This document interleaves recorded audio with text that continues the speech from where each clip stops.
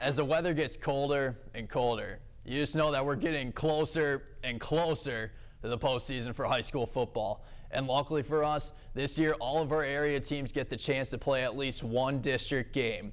Welcome to the Fifth Down. I'm Jake Vandenbroek. We are now in week 5 of the high school football season here in Northeast Michigan. For the first time ever, we will be airing 5 games on your screen.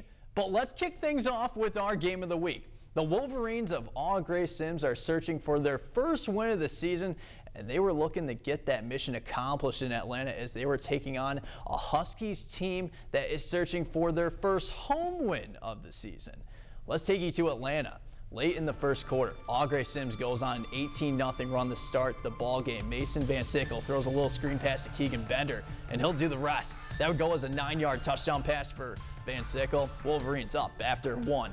Second quarter now, here come the Huskies. Out of the I formation, and it's a jet sweep. Aaron Kazor takes it in for a Huskies touchdown. 2-point try was successful. Huskies only down by 10. Moments after that, here come the Huskies again. Trace Jurgens was able to turn a bad play into a great play. This would go as a touchdown run for the junior. He cuts back in the middle of the field, and see ya. Huskies now trailing by 4. But the Wolverines come back marching. On 4th and goal, gutsy call, but Van Sickle keeps it himself, and he'll make his way in for 6 more. My, oh my. But the Huskies would come back from being down double figures and rally past the Wolverines, winning by a score of 44-42. With the victory, the Huskies improved to 3-2 on the season. Hillman taking on Pelson. Pelson starts fast with a bomb downfield, and over the shoulder grab by Chase Zink for a huge gain into the red zone. Very next play, David Jamroz, he's going to take the handoff and waltzes into the end zone. Untouched for the Hornets, first touchdown of the night. Hillman takes over for their first possession. Running back Jeff Klein finds some space around the corner and sprints down the sideline before finally being wrapped up. But that drive stalls. The Hornets take over on downs and continue their offensive position with another chunk play.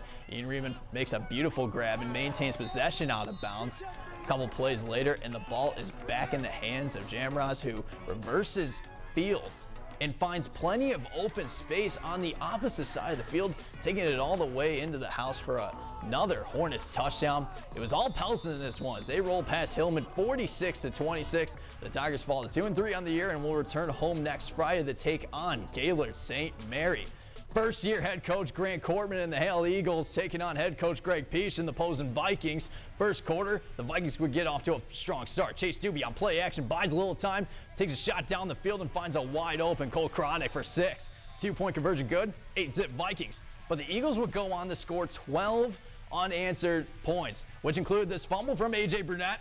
And the freshman, Evan Themmel, would scoop up the rock and take this down to the far side of the field for an Eagles touchdown. 12-8. Still in the second, Jack Rommel pitches it to Lucas Stone, and the senior barely crosses the pylon for 6 more.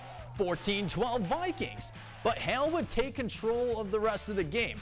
Robert Roseborough would find a wide open Keaton Ludwig for the score, which would lead to this 2-point conversion here from David Wanty. Hale improves to 4-1 on the season. 42-20 is your final score. Now to some other 8-man scores from Friday's action. Whittemore Prescott gets the 1-0 win against Wanakama. Now you may be asking yourself, that score can't be right. Well, it is. Let me tell you why though. Whittemore Prescott picks up the 1-0 win because Wanakama had to forfeit this game. The Cardinals wrap up the 2020 regular season on the road next Friday as they travel to Kingston, and Mile falls to Inland Lakes 50-14. The Thunderbolts fall to 0-5 on the year. Mile will look to end the 2020 regular season on a winning note next week as they welcome in the Wolverines of Au Gres-Sims. Now we're going to switch gears to 11-man football, and we're going to move over to the Big North Conference. The Alpena Wildcats are coming off one of its worst defeats in program history last week, losing to Traverse City Central 57-0. So yes, the Wildcats come to this game still searching for win number 1 on the season. They return to Wildcat Stadium this evening as they hosted Petoskey. The past 2 meetings between these 2 schools have been decided by a total of 5 points. That's literally it. Alpena won last year's meeting 18-15, while the Northmen held on to win 23-21 the following year. The Wildcats were wearing camo in honor of those who have fought for our freedom. Not only that, it was senior night for the players, cheerleaders, and it was for the marching band. Petoskey would look to set the tone early, but Caleb Goshik is going to cough up the football, and Caden Budnick would fall on top of it. Strong start for the Wildcats defense. But a few plays after that, Goshik makes up for that fumble as he'll pick off this pass from Ryan Volz to give the Northmen a fresh new start on offense. Just over 6 minutes left in the first. Petoskey threatening in the red zone. Gavin Wargel takes the handoff and he'll punch it in from 9 yards out. Extra point good. Northmen strike first. Second quarter, Wildcats looking to respond. Volz hands the ball off to Caden Budnick and he'll sneak his way in for 6. Extra point is good, all squared away at 7 heading into halftime. Petoskey would get off to a strong start in the third quarter, and they kept giving the ball to their main weapon, Gavin Wargel. This time he'll find a hole up the middle and make this his way in for his second touchdown of the night, and that's all they needed for offense. Northmen go on to beat the Wildcats by a score of 14-7. How about the Hurons taking on the Saints? Rogers City. First play of the night, Dylan Cook back to pass, looks for Isaac Hine, but it's picked off by Joey Loonsfoot. He returns it for a touchdown. Point after is good. Huron's next possession, Cook up the gut, works hard for a 10-yard gain. First down, keeping it in on the ground again. This time Clayton Henry gains 12 yards before he is tripped up by Kane Reed. First and goal from the 2. Henry scores for the touchdown. Point after, though, was no good. Saints first possession, Eli North back to pass. Way overthrows his target. Hine is there for the pick. He's going to return it to midfield. Hurons cannot capitalize, however. Just under 8 minutes to go in the second quarter. North runs the option perfectly here. He holds on to the rock until the last moment, then pitches it to Christopher Bigger, and he'll take it in for the score. And the Hurons fall in a nail biter to St. Ignace. 21-20 was the final score. The Hurons return home next Friday to wrap up the regular season against Manton. And some other 11-man scores for you this evening. Starting out in Johannesburg-Lewiston, where the Cardinals cruise past East Jordan by a score of 52-0. The Cardinals will now go for 6 straight next week when they travel to Harbor Springs to take on the Rams. Up next, the Escoda Owls dominated again as they ran all over the Alcona Tigers by a score of 62-0.